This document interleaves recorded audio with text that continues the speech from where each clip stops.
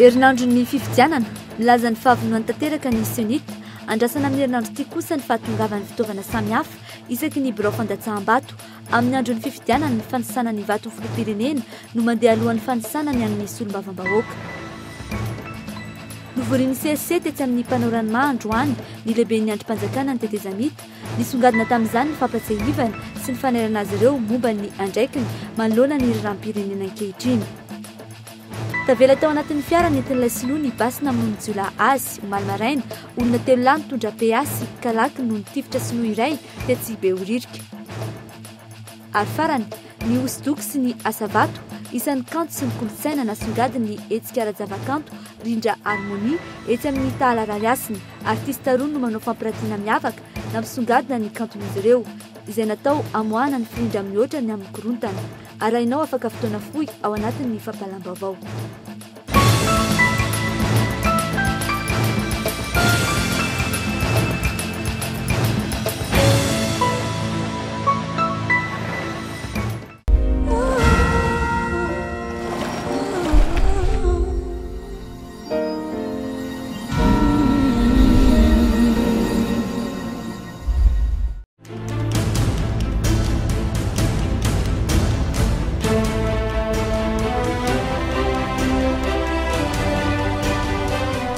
Vahoakana Tsimondrano raha tiatsika ho tanteraka ny faniritsika sy ny etaetatsika dia mario ao anatin'ny biltatokana ny laharana 10 ary Jaona Randriary Malala mba ho fanasina fampandrosonina Tsimondrano amin'ny 20 ny volana Desambra ho avy zao. Fanasina ho fampandrosonana Tsimondrano.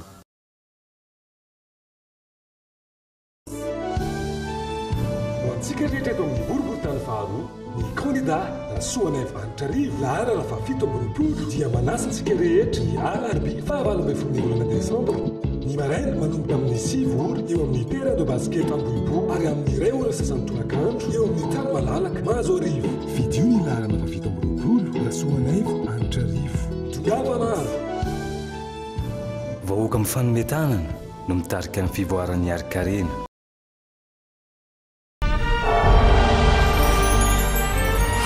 Lalana hatramin'ny 10,000 kilometatra ny vaovao amboarina. Fampianarana hozariana kit scolaire maimaimpona ny mpianatra rehetra. Fandriampahalemana fiverenan'ny tany tandalana ary ny fiandrianam-pirenena. Asa mihoatra 5 sy 10 hetsy no voronina. Fambolena, fampitaovana ara-mekanika. Fahasalamana anorina dispensera vaovao eraky ny nosy. Angovo, tsy hisy intsony ny délestage. Tanora sy fanatanjahantena, fanorenana kianja. Fidio, hery vaovao, candidat ny firaisam-pirenena.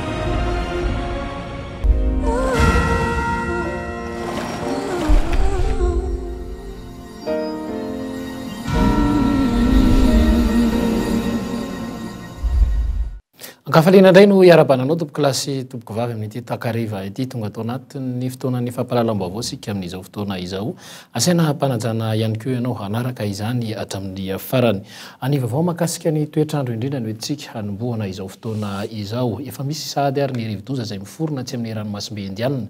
Asainga isika ihany koa izao dia ao anatin'ny vanim-potoana tanteraky ny fifidianana.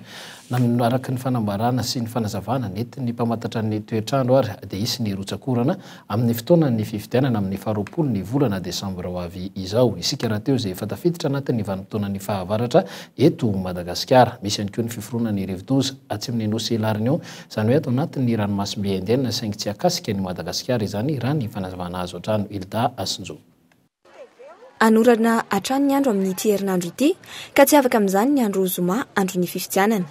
Tsy misy fiatraikany amin'ny andro eto amintsika ny andro ratsy izay niforona any amin'ny faritra ranomasiny Nosy la Réunion raha ny fanazavana avy amin'ny sapandrara misahana ny famantarana ny toetrandro. Raha mikasika ny amin'ny andro fifidianana manokana zany no resahana dia ahitana orana mety harankotroka any amin'ny faritra Boeny, Melaky, Betsiboka sy ny faritra ny Avoatany ary ny faritra Tsimondrefana sy Vatovavy zany amin'ny andro fifidianana. Ankoatran'izay moa zany dia mety kotroka fotsiny fa mety tsy tena hoe hisy norana.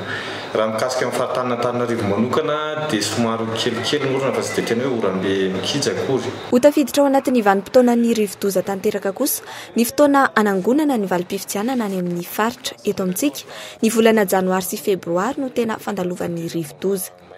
Dia eo amin'ny volana janvier sy février eo zany ny tena fisian'ny andro ratsy mikasika Madagasikara. Zany hoe mety azo heverina zany ny fisian'ny andro ratsy amin'izay fotoana izay fa ny heriny kosa zany dia mety hoe ny isany zany mety hoe roa na ray ihany ao anatin'izay fotoana izay. Zany akory tsy masakana hoe mety ho lasa alohan'izay na ho lasa aorianan'izay fa matetika zany izy eo amin'ny janvier sy février foana no mikasika Madagasikara zany ny andro ratsy na cyclone. Raha ny fantatra tsy ahervaika loatra ny rivo-doza andalo eto amintsika na izany aza ahina trany ny fiakaran'ny rano any amin'ny faritra iva rehetra.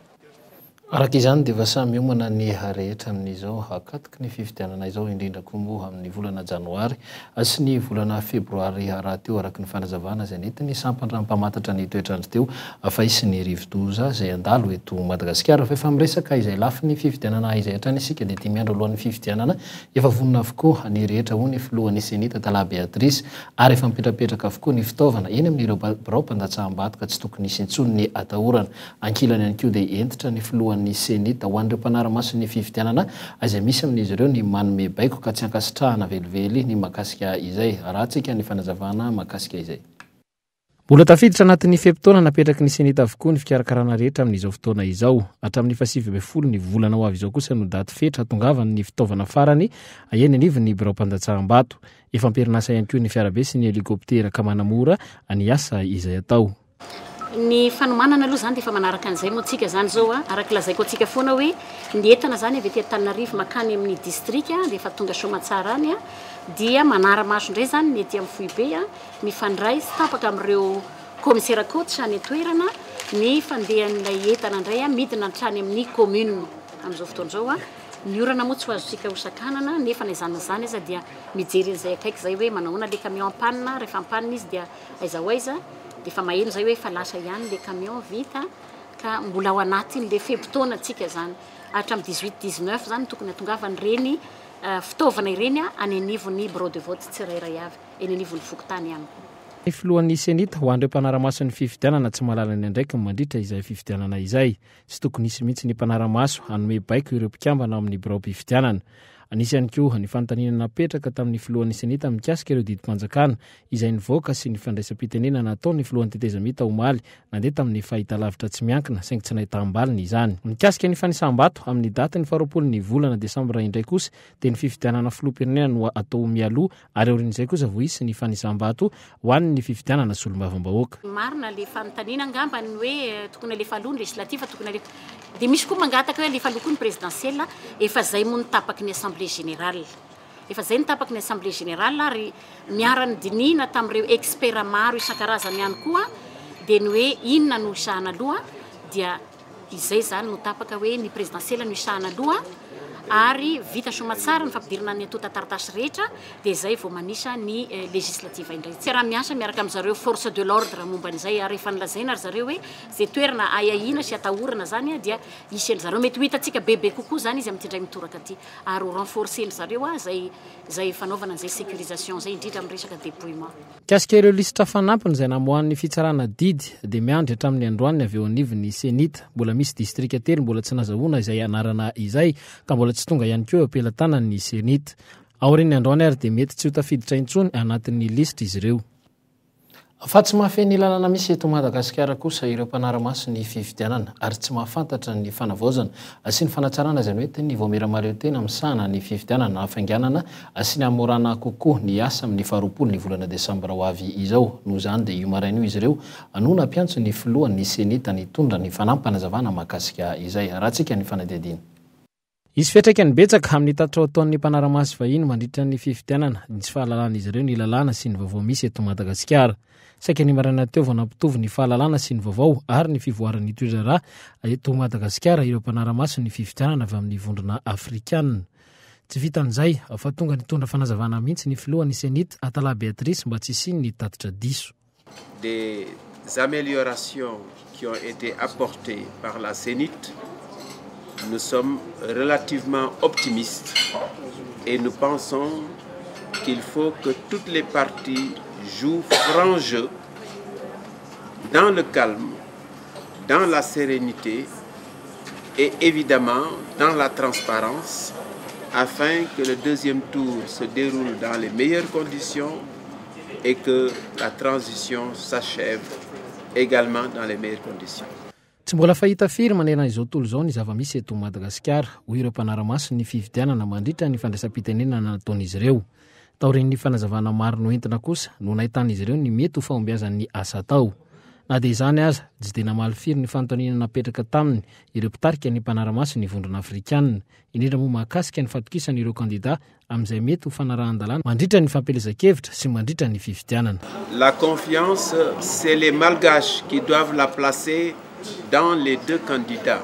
Notre rôle est d'avoir les yeux et les oreilles ouverts et ensuite de nous prononcer après les élections, pas avant. Misy fito amin'ny 10 ireo mpanara-maso ny fifidianana avy amin'ny vondrona afrikanina amin'ity fifidianana dingana faharoa ity. Ny fito amin'izy ireo dia mpanara-maso maharitra ary 10 kosa no mandritra ny fifidianana ihany no eto Madagasikara.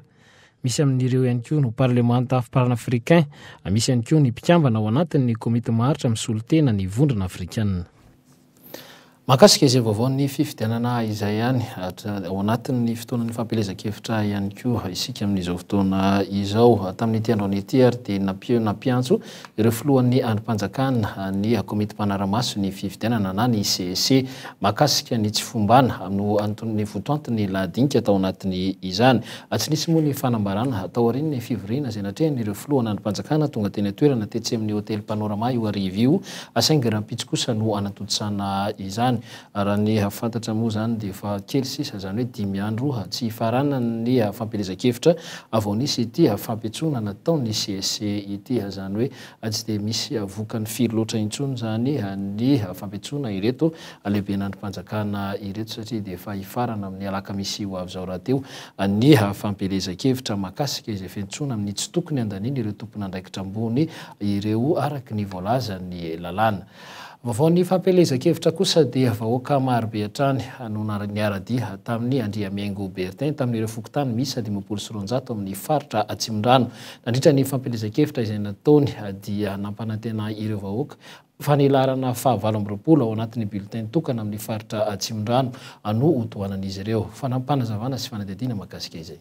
Teny amin'ny fokotanina Kadilalapotsy commune Karobato no nanaovan'ny Bertin Andriamiaingo ny fampielezan-kevitra ho an'ny fifidianana solombavam-bahoaka amin'ny 20 ny volana Desambra ho avy izao ary vahoaka marobe no nanara-dia azy tamin'izany. Eto amin'ity toerana ity moa dia toerana nalatsahan'ny tavony koa dia ity ny tena koa no anisany mamarana ny propagandako zany amin'ny fotoana izay mety hoe hifaranan'izy amin'ity semaine ity. Ankehitriny tena mahaika hoe fitiavana no natolotsy ny tanora ny tenako izay nanolotra ny tenako latsaka ho solombavam-bahoaka fa kosa maro-pakasana ho an'ny zareo dia nifaranako ety Karobato sy any ampitatafika ny tournoi Bertin amin'ity semaine ity kirobus isa no ataontsika eo amin'ny tany-katsaka dia izay zavatra izay no akasitrahako ho an'ireo olona na ireo vahoaka marobe izay ety amin'ny Bertin eto amin'ity toerana Atsimondrano ity.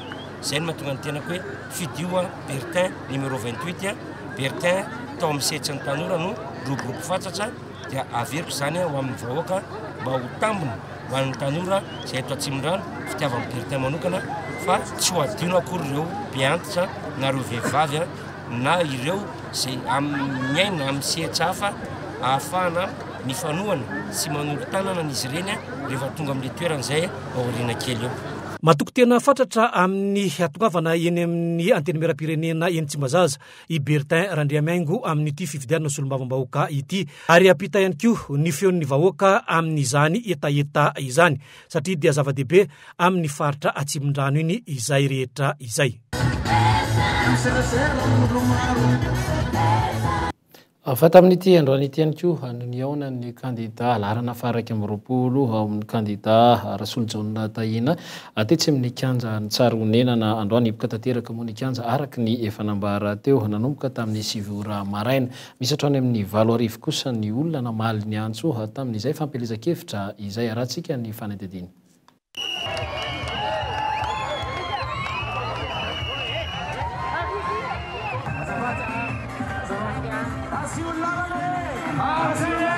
Torajofo ilay lanonam-biankira isan'ny vokatra malaza ny RDJ no nisantarana ny fotoana ka ny fandebasan'ny mpanakanto maro nankafizin'ny vahoaka mitotorepika ny rehetra niaonana tamin'ny Rasolo Jaona Tahina na Ejetax eo amin'ny larana faraka amby 20 amin'ny fifidianana ny solombavam-bahoaka ny boriboritany fahadimy. Nitakolona mahay manorina sy mahomby ny fotoatsarotra mampahiry ny vahoaka malagasy ankehitriny.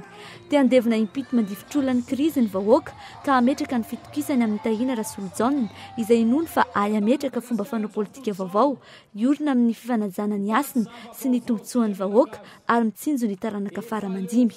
Taratry ny goragora sy ny politika ny mandeha ho azy ny zava-misy ato Antananarivo ankehitriny ho Tahina Rasolo Jaona. Etsy andaniny kosa nefa tsy misy na iray aza amin'ireo solon-tena-bahoaka no basana nangapeo ka niantso sy namono tompon'andraikitra manoloana ny loza mitatao noho ny fiavosan'ny fako. Taratry ny kolotsaina politika iainan'ireo zatra ny lalandririny izao ka tsy maintsy hodiovintsika amin'ny alalan'ny fifidianana ny zoma ho avy izao tanàna sy ny firenena ho iatrana izy. Izay ny tena andraikitra voalohany tsy maintsy iantsoroan'ny olom-boafidy. Manaramaso ny asan'ny andalatohatry ny fahefana mpanantanteraka, manaitra azy ary manakina mba ahatsara ny asa, ahasony vahoaka, ampivoatra ny firenena. Ny anovan'ny kolotsaina politika namparary ny vahoaka no atao voalohany ka hanaja sy ampanjary ny fitokisan'ny mpifidy azy amin'ny 20 Desambra ho avy izao ny laharam-pahamehana. Afa mitohatra ny kosa ny fampielezan-kevitra ireo solombavam-bahoaka avy amin'ny Malagasy miaramainga na ny MMM ho an'ny ara-falomanana Fidelis laharana 20 etsy amin'ny boriboritany fahefatra dia fitetezana ny tanàna fionana mivantana amin'ny vahoaka ary ny fifampiresahana afantarana ny etaetan'izy ireo anao afahana mitondra fampandrosoana no tanjony ho an'ny le Rasolonena laharana faraka amin'ny 20 ao Atsimondrano kosa dia ny fijerena ny tanora no niompanany ny fampielezan-kevitra ny omaly tafiditra amin'izany moa ny famaranana ny lalao baolina kitra atao amin'ny kianjana Ambomamora fanadihadiana miaraka amin'ny Niando Andrenaso no arahantsika. Fantelo ny fidinana ifotony ataon'ny kandidat solombavam-bahoaka ny Malagasy miaramiainga ao ny boriboritany fahefatra Rafalomanana Pierre Fidelis laharana 20. Ho famarana ny fampelezan-kevitra ireo fokontany 230 no hoteteziny ahafahany miona mivantana amin'ny vahoaka. Midina fanteliny izay zao ampafantatra bebe kokoa ampafantatra fa izahay dia eo anivon'ny vahoaka, izahay dia miaraka amin'ny vahoaka ary izahay dia vonina iaro ny safidin'ny vahoaka, eny ny etaetan'ny vahoaka, eny ny fitarainan'ny vahoaka raha tonga eo amin'ny toerana amin'izany hoe anteny miaram-pirenena izany. Natombony omaly izany tamin'ny alalan'ny karavanina niala teo Anosy-Be nakany amin'ny 67 hektara sy Andavamamba. Tsy farany fidinana eny amin'ny vahoaka raha tsy ny alarobia ho avy izao fepotona farany anantanterahana ny fampelezan-kevitra. Nisy ihany koa androany ny fizarana vary sy savony ho an'ireo mponina eny anivon'ny fokontany 230 ao amin'ny boriboritany fahefatra. Ho an'ny kandidat laharana faraka amby 20 Eli Rasolonena kosa fitsinjovan'ireo maro anisa ao Atsimondrano dia ireo tanora no nataony. Omaly no famarana ny lalao baolina kitra izay nokarakarainy.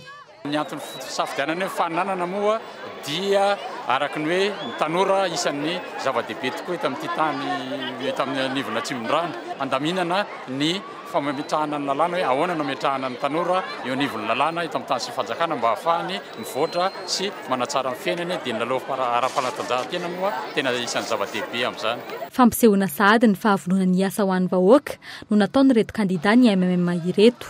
Ao anatin'ny fanajana lalàna hatrana nefa no entiny manantanteraka izany. Vaovao tsy fandriam-pahalemana kosa no hoentsika anohizana ny fotoana amin'izao fotoana izao noho ny firongatry ny asa ratsy indrindra amin'izao akatoko ny fety izao dia matahotra eo amin'ny lafin'ny fandriam-pahalemana ireo sinoa izay mpivarotra sy mpanafatrentana etsy Behoririka.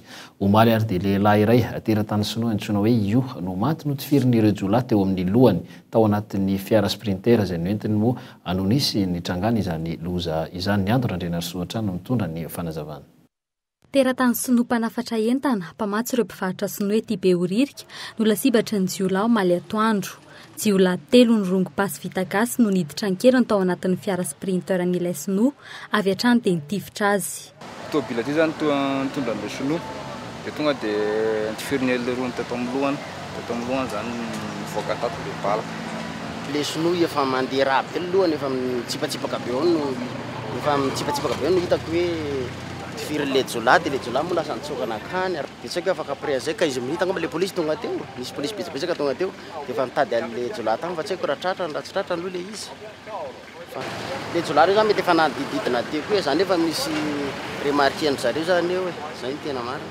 Antony tifitra tsy fantatra mazava, tombatombana kosa ny hoe ilay fiara no kendrereo tsy ola angalarina. Avy nanatitra entana ilay sinosy ireo mpiasa no nijana teto amin'ny parkinina. Ilay teratany sinoa ny sisa tavela tao anatin'ny fiara no ireo mpiasa nefa lasa namonjy fodiana. Lasa nandositra ireo namono rehefa voatifitra ilay teratany sinoa ka tonga teny an-toerana ny fianakaviany. Noho ny amehana dia tavela tao anatin'ilay fiara ny basy nampiasain'izy ireo ka efa lasa nentina ny amin'ny polisy siantifika sy teknika atao fanadihadiana. Manao antsoavo ny mba hijerena manokana ny tsy fandriam-pahalemana misy any an-toerana ireo sinomonina eny. Vraiment pour la sécurisation, les ministères de sécurité ici, de renforcer les maximum les sécurités de public. Parce qu'on est vraiment malheureux de cette action qui est venue aujourd'hui. Efa misokatra ny fanadihadiana momba ity raharaha ity ankehitriny ny teratany sinoa izay tompony ny fitopolisan-jaton'ny toeram-pivarotana eny Behoririka ary mandray anjara betsaka amin'ny famoronana asa ho an'ny eto an-drenivohitra. Makasika izay vaovao izay hatrany singa le tranga ny tranga tetsy Ambohimailala kosa indray izay nahafatesana telo Mianada dia raha ny tsy litsofina moa amin'izao fotoana izao zany dia fantatra fa mbola misy ny olona iray tsy maty niaraka tamin'ireto olona telo namony ainy tamin'ny fomba mampiay teny Ambohimailala izay karohan'ny mpitandron'ny filaminana fatratra amin'izao fotoana izao mba ahafantarana ny tena marina rehetra mikasika ny zava-tranga teny an-toerana. Raha ny loharanom-baovao azo teo anivon'ny polisy pirenena dia efa mandeha ny famotorana rehetra ataon'izy ireo amin'izao fotoana izao mikasika ny raha iny afantarana n'izay tena atao ambadika ity tranga ity. Efa voalevina avokoa moa ny razan'ireo telo hita tetsy Ambohimailala ireo tamin'iny fotoana iny. Fa makasika izay vaovao ny trangam-piarahamonina izay ihany dia nahiditra vonjimaiky eny amin'ny fonjabeny Tsefany tovolahy iray voalaza fa namono ny mpiambina ny orinasa Knapmad tamin'ny 20 ny volana Oktobra lasa teo. Efa nisy tamin'ireo namany moa alona ampidirina ta Abonja misa rola izy ireo ary efa voasambotra ny polisy dia tsy ankoron-drano avokoa. Fanadihadiana mikasika izay miaraka amin'ny Ajara Andrianatoandro. Vao mangiran-dratsy ny 7 Oktobra 2024 tokony tamin'ny 2 maraina andian'olona maromaro mirongo basiny nandrobany orinasa Knapmad etsy ankoron-drano. Namony ainy vokatry ny daroka nahazo azy mpiambina tao amin'ity orinasa ity tamin'ny fotoana fandrobana. Nitsyfain'izy ireo ny grille de protection tao amin'ny orinasa io tamin'izany ka solosaina sy entana maromaro ny lasan'izy ireo. Toy izao ny fanazavana azo teo anivon'ny tompona andraikitra tao amin'ity orinasa ity tamin'ny fotoana nitrangan'ny voina. Raha ny zavatra very aloha unité centrale n'ordinateur anankiroa dia écran anankiray. Tranga ilay izy dia miantso ny tompona andraikitra ny 017 dia teo ampiandrasana an'izay dia fanampy koa toetotoerana raky ny filazan'ny polisy totra ny nisy olona asa niraisiny zany tamin'ny maraina dia ohatra hoe nadihadiana. Roa volana mahery taty aoriana lehilahy iray voatondro isan'ireo mpanafika ny samborin'ny polisy ny sabozy teo tetsy ankoron-drano. Sanamaly ilay lehilahy tamin'ny fisamborana azy. Efa ela no nikarohana ity lehilahy voatondro namon'olona ity raha nambaran'ny tompona andraikitra teo anivon'ny polisy pirenena ka zao izy vao voasambotra. Fiara-miasa teo amin'ny polisy ireo olona tsara sitrapony na ahafahana ny sambotra ity lehilahy ity. Ny antony namborana anazy zany dia fa nisy affaire nitranga tamin'ny famonoana ny mpiambina ny Knapmad tamin'ny akanjareo ordinateur sy disque dur tao amin'ny Knapmad ka nisy enina ry zareo nagnantanteraka n'io famonoana n'io mpiambina io. Fa ny telony zao nisy fa nisy acte natao ihany moa taloha. Izy io zany efa récidiviste efa ny charge tegna tany mora izy io fa nohon'le amnistie ny azo tamin'ny farany taogna avy amin'ny filoham-pirenena moa zany dia votra ry zareo dia mbola mitohy. Tsy voazao nisy voarory voasambotra tamin'ity fanafianana faty mpiambina tao amin'ny orinasa Knapmad ity efa fanefa n'izao io jola voasambotra io. Efa samy nahiditra aponja avokoa ireo telo voalohany ndro tamin'izy ireo efa ny tsy hafa ary ndray kosa itsy atany mora. Androany natolotra fampanaovana ity lehilahy ity ka nahiditra aponja vonjomaika eny amin'ny fonjabeny tsy hafa miandro fotoam-pitsarana azy. mahakasika izy vaovao ny tsy fandrimpahalemana izay atrany dia eo amin'ny dia roa lahy mona tsy akady-bahoaka sy ampitata fitiavana-galatra no sarony amponina dia tsy ambomamory itosy ny andromasibokon'olona moa no ny tena nahatratra azy ireo ny alady maraina afarany teo tokony ho tamin'ny rooro no dedian'izy ireo sahady ary nodorany ka anaratra mafy tsy afanandeha intsony na dia efa nifona sy nitaraina mafy aiza ity trateaka ity tsy namelana azy ireo andromasibokon'olona noho ny rongatry ny fanafiana eny antoerana tamin'ny fatrora maraina moa no tonga teny antoerana ny mpitandro ny filaminana anaka azy ireo ka nitondra azy tany amin'ny hôpitaly fantatra moa io maraina io fa tsy tana intsony ny ainy anankiray tamin'ny ireto voasambotra ireto noho ny daroka izay nahazo nataony ireo andromasibokon'olona ireo fa akatoka kosa ny fety ankehitriny ary abetsaka ireo mpiantsena indrindra moa nanomboka androany ny bazary Noely etsy Mahamasina anisy ary atsikely lalana ihany koa noho izany ireo totakely sy mpangarom-paosy nandraikandraikitra araka izany ny tompona andraikitra eo anivon'ny komuna Antananarivo renivohitra ka polisy ny tsena misy 20 no mifandeha isan'andro mitandro ny filaminana sy manao ihany koa ny fisafona eny an-tsena eny manampy azy ireo ihany koa ireo polisy municipal Gaëtan Andretsilavo. Andro voalohany ho an'ny bazary de Noël etsy Mahamasina. Isaky ny tsenan'ny Mahamasina rehefa alakamisy mpangaro-paosy na mpangalatra entana amidy 2 na 3 no saron'ny mpivarotra ka entiny etsy amin'ny polisy ny boriboritany fahaefatra.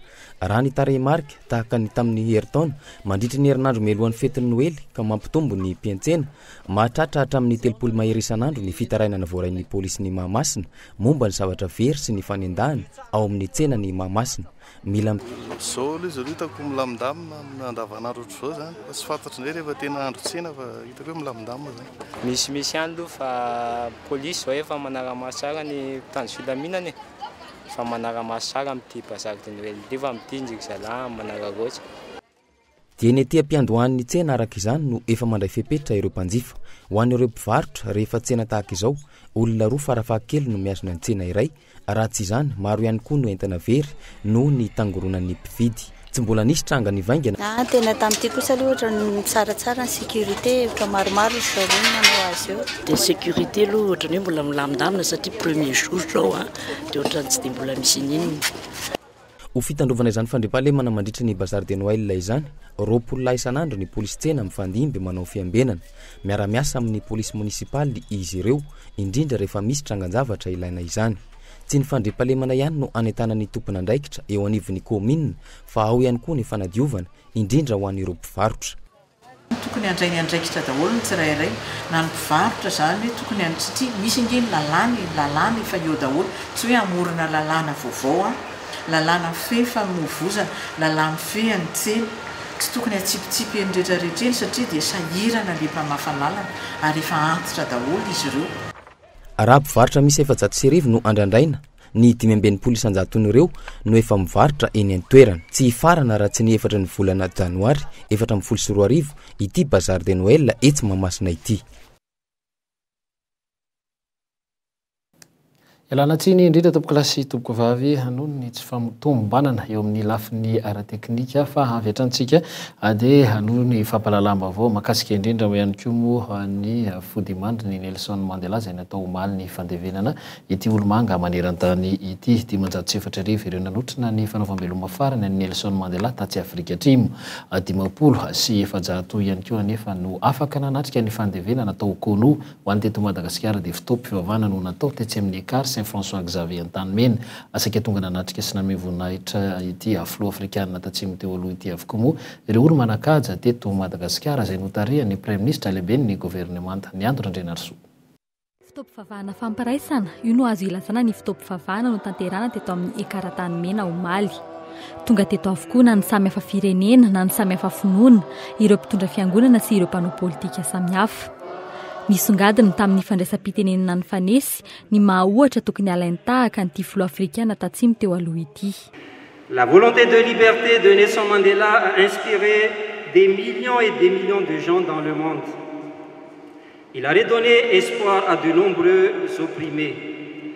L'humanité est pleine de canailles et de méchants, mais parfois l'histoire et le Tout-Puissant a pitié de nous et envoie un homme comme lui. Un homme qui a réussi l'exploit quasi surhumain après 27 ans de prison de choisir la voie de la réconciliation plutôt que la rancœur et la vengeance. Nanao antso ho an'ny malagasy ihany koa ny Prime Ministre Omer Berzika teto mba hakatahaka ny toetra nanana ny Nelson Mandela. Nambarany tamin'izany ny tokony masony ny mpitondra fanjakana amin'ny fikatsahana mandrakariva ny tombontsoa ambonin'ny vahoaka mialoha ny tombontsoa manokana. Ho an'ny mpitondra ny tetezamita iray manontolo mba samy atsapatena fa manana didy eo masony ny vahoaka, manana didy eo anolohan'ny tanindrazana isika ka tokony ahay otony, ahay famela, ahay itsinjo ny hoavy ho tsaratsara kokoa ho voninahitry ny firenena ary mba ho vita soamantsara ny tetezamita ka ny safidim-bahoaka no any antsaka. Anganeka ny eritreritra ratsy rehetra dia ho alavirina fa izay asoa no tandrovana lalana.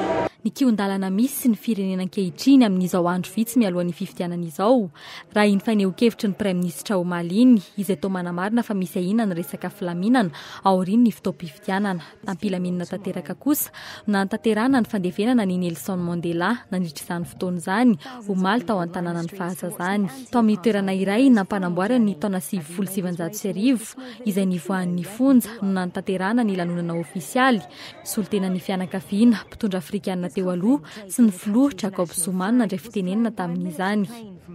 Olona 57 no fantenana kosa no afaka nanatrika ny fandevenana tao Konoho toerana nahalehibe ny Nelson Mandela. Araka ny efa faniriany fony fahavelony teo akaikin'ny iray aman-dreniny sy ny telo tamin'ireo zanany izay efa maty no nandevenana azy. Amaranantsika ny fampahalalam-baovao amin'ity hatakariva ity dia vaovao mahakasika ny zavakanto sy ny ara-kolontsaina asa tanana vita amin'ny vato avitsy-presaka nefa maro mpankafy. Anisan'izany ny firavaka vita amin'ny vato izay manaingo ny trano sy ny firavaka hita eny amin'ireo tovavy misy ireo olana ankehitriny moa ity sehatra ity akambahamenana amin'ny toeran'ny asa tanana dia misy ny hetsika mandritra ny efatrandro izay varotra fampiratiana hoentiny air farel sy storage etsy amin'ny tahala arary asany narindra randrianomanana. Ampirindra ny fiainana amin'ny alalan'ny kolotsaina sy ny asa tanana, rivotra hafa no iainana ao Talarariasina nanomboka androany hatramin'ny 7 Desambra ho avy izao. Fiara-miasa mitohy sy mifameno no entin'ny Air Faral sy Storage mandritra ny hetsika rindra harmonia. Fampiratiana kanto araka ny endrika amam-bika, omban-dravaka sy haingo tsara voatra no entin'izy ireo. Sehatrahana fa ny Air Faral maneho ny sanganasana sy ny akora vaovao ampiasainy. Tsisy afa-tsy voatavo dia ireo voatavo ireo ohatra hoe karazana support zany vaovao izay nampiasan'ny farana tamin'ity ka ireo voatavo ireo dia motif aminy mbola motif na perle ihany sy motif traditionnel gasy satria tadio tsara mihitsy fa ny gasy nampiasa be dia be mihitsy ny figure géométrique. 700 ny mpanjifa ny vato vita haingo sy firavaka no malagasy tsy ahitany vahiny intsony izany tao tanatin'ny taona maro. Ny ainany mangidy indrindra mandritra ny krizy ny tontolon'ny varotra vato. Ny fampiratiana rindra harmonia no fitaovana entin'ny mpiantsehatra mba hanome rivo-baovao ny varotra. Satria tsisy ireo vahiny mitsidika atsika dia nefa miankina be amin'izay ty asa tanana zany miankina be amin'ny fitsidihan'ny vahiny. Aloha zany hoe 700 mividy ny vahiny dia amin'izao fotoana izao dia mifamaky izay ny malagasy no mividy 700 fa raha misy betsaka dia betsaka angamba dia 500 ny vahiny amin'izao fotoana izao. Sary hosodoko, voatavo mota, vato, sahafasatrana sy ny teny entin'ny Emerson no tena misingadina mandritra ny fampiratiana rindra harmonia. Ho an'ny Air Faral manokana ilain'ny tsirairay ny firindrana, ny fitoniana, indrindra amin'ny rivotra iainana eto amintsika. Dia ny fanadidiny ihany koa tompoko lasy tompoko vavy ny antsika namaranana ny fotoana tamin'ny ity hariva ity isaorana ianao nanaraka ny fampahalalam-baovao hatramin'ny farany dia mametraka ny veloma mandra-pitafa mandra-peona ho amin'ny rahampitso indray.